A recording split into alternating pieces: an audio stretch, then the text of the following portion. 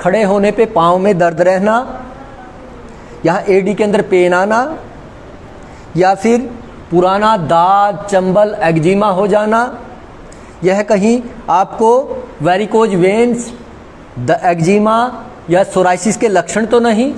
मैं डॉक्टर संदीप आचार्य आज आपको बताऊंगा कि पुरातन ढंग से हमारे पूर्वज किस तरह से अपना उपचार किया करते थे, बिल्कुल नेचुरल तरीके से। जिनको भी पहले टाइम में पुराना दाद हो जाता था, चंबल होता था, एक्जिमा होता था, या फिर एडी में पेन रहता था, वेरिकोज वेन्स हो जाते थे, तो किस तरह से किन थेरेपियों के द्वारा उपचार करते थे, जिसका ना कोई साइड इफेक्ट था और बिल्कुल ही हानि रहित जो चिकित्सा थी, ना उसका कोई साइड इफेक्ट बॉडी के ऊपर होता था।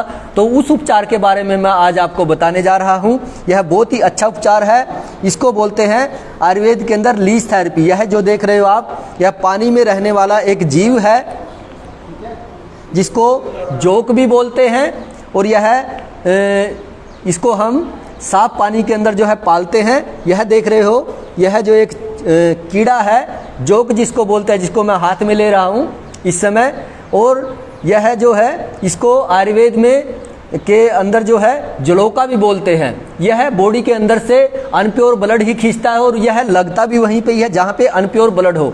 अब ये जो हमारे पास पेशेंट है, इनको बहुत लंबे टाइम से यहाँ पे अपने आप ही जख्म हो जाता था, वह ठीक नहीं हो पा रहा था। तो इस तरह के हजारों पेशेंट मेरे पास आते हैं, तो हम जैसे ही उनको यह लीच थेरेपी कराते हैं तो तुरंत आराम आना शुरू हो जाता है। यह देखिए, आप देख रहे हो यह लगते हुए किस तरह से, यह हमने काफ़ी देर पहले लगाई थी, तो यह इस तरह से लगती है और इसका कोई पेन नहीं होता। यह खुद पेशेंट यहाँ पे बैठे हुए हैं, यह खुद बता सकते हैं अभी कोई पेनफुल यह प्रक्रिया नहीं है। काफ़ी व्यूवर्स के मेरे पास फ़ोन आते हैं कि यह कोई पेनफुल प्रक्रिया तो नहीं है। देखिए, यह अपने आप यह अपना पॉइंट बना देती है, और जहाँ पे गंदा ब्लड इसको नज़र आएगा तो वहीं पर यह लीच लगेगी, नहीं तो नहीं लगेगी। तो इस तरह से हम यहाँ पे यह लीच थेरेपी कराते हैं। यह आजकल जो है बहुत कम हो चुकी है पुरातन टाइम, और इसको हम इसमें पालते हैं। तो कई व्यूवर्स के मेरे पास फ़ोन आता है कि क्या एक लीच एक ही पेशेंट पे यूज करते हैं? जी हाँ, ताकि कोई इन्फेक्शन का भी कोई डर ना रहे, तो हम यह एक लीच जो है एक ही पेशेंट को लगाते हैं, ताकि कोई इन्फेक्शन का भी डर ना रही है। देखिए किस तरह से यह अब यह लग चुकी है यहाँ पे, और यह अनप्योर ब्लड ही खींचेगी। यह बिल्कुल छोटी छोटी होती है, ये देखिए आप इसमें भी देख रहे हो, यह छोटी होती है। जैसे ही यह ब्लड पिएगी तो यह तुरंत लंबी हो जाती है। तो यह मैं फिर से आपको जो बता रहा हूँ, वेरिकोज वेन्स जिनको है, नसें ऐसे खड़ी हो जाती हैं इस तरह से, एडी के अंदर पेन रहता है, अनप्योर ब्लड बॉडी के अंदर ज़्यादा इकट्ठा हो चुका है, तो यह बहुत ही अच्छी प्रक्रिया है। किसी को भी पुराना दाद है, चंबल है, एक्जिमा है, वेरिकोज वेन्स है, एडी पेन है, तो उसके अंदर बहुत ही अच्छा इफेक्टिव इलाज है लीच थेरेपी। तो यह बहुत ही कम पूरे देश में होती है, लेकिन पुरातन टाइम में बहुत ही ज़्यादा यूज हुआ करती थी। इस तरह की प्रॉब्लम में यह अनप्योर ब्लड खींच लेती है, और जैसे ही अनप्योर ब्लड निकलता है तो इसको हम ठंडे पानी में, इसमें मिट्टी के घड़े के अंदर जो है इसको पालते हैं, रखते हैं। एक टेम्परेचर पे रखनी होती है। तो आपको कहीं पे भी अगर यह इस तरह से मिल जाए तो इस तरह से आपको अपनाना है। ये देखिए, यह फीड हो चुकी है, यह फीड कर लिया है इन्होंने।